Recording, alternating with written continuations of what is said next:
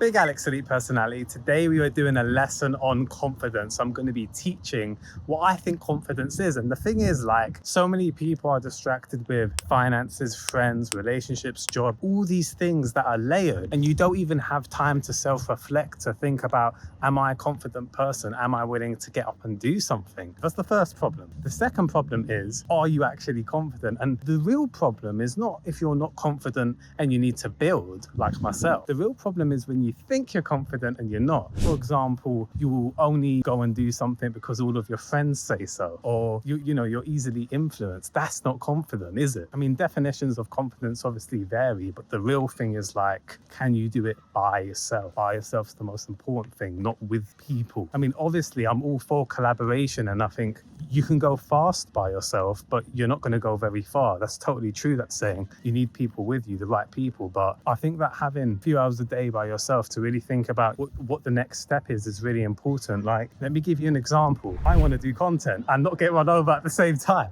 but I want to do content. Now, I need to get used to filming in public like I'm doing and building up the confidence slowly.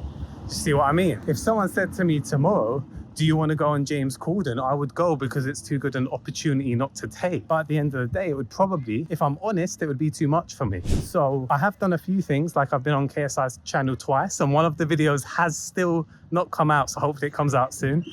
But yeah, like, confidence is a slow and gradual thing, and it doesn't require people. I want you guys to comment if you agree with that. Another common example of fake confidence is when you have a partner and they basically like inflate you and make you think you can basically conquer the world, which can be a good thing. I'm not saying it's not a good thing, but I'm saying you need to be able to operate independently. And I think that is so important as a strong person, man or woman. It's not a gendered thing, it's just a strong person thing. You need to be better operating independently.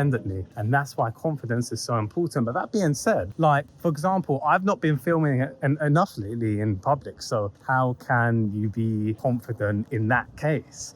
You can't. If you walk and talk like you know what you're doing, like I am now, it feels okay. And especially as you're walking, it just, when there's no static movement, it feels okay, because it feels like I'm getting to a destination. But when I place the camera down and it's static, it all feels a bit like, the whole world's watching me. But at the end of the day, this is 2026, not 2015. No one gives a fuck if you're holding the camera. No one cares. Literally no one gives a toss. So I think at the end of the day, content is just an example of confidence, but there's all these different forms of confidence. And if you're a 40, 50-year-old man or woman that is afraid to shout out loud or go on a run or whatever it is, like, they were really shit examples, but you get what I mean? Like, hold up a camera or whatever it is, then you're not confident. You can say you are, you can have big muscles and say you're confident, but if you're scared to do something by yourself, then you're not confident, are you? And that's the importance of self-reflection. Although one mistake I have been making lately is overthinking. When you overanalyze and overthink, you're not doing. What you're actually doing is you're paralyzing your actions in the present.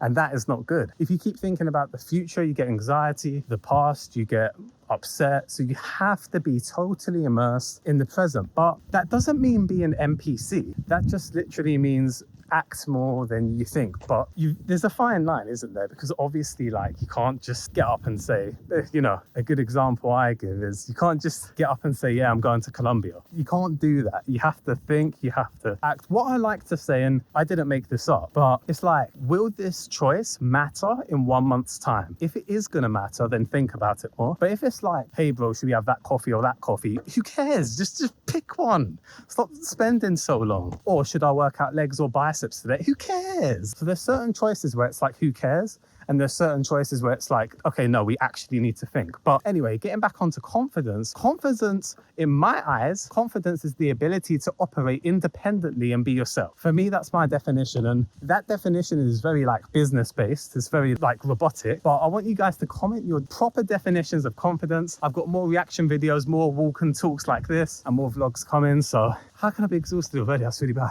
Amateur footballer. Like, comment, follow in that order, and keep moving. Stay hungry.